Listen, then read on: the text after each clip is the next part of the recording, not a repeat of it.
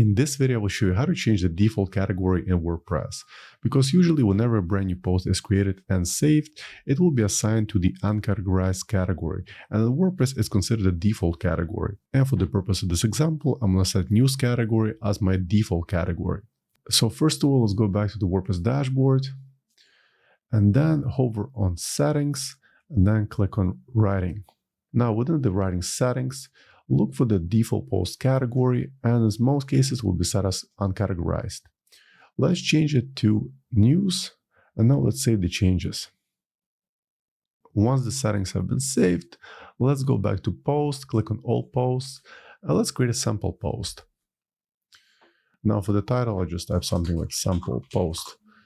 And then if you notice, once I click on save draft, the post will be automatically assigned to the news category, which is in my case, the new default category. And of course, if we go back to the post section, and as you can notice, the post category will be reflected right in here. So that's all I want to show you in this short video. Hope you found this tip helpful. For more WordPress tutorials, please subscribe to my channel. Thank you.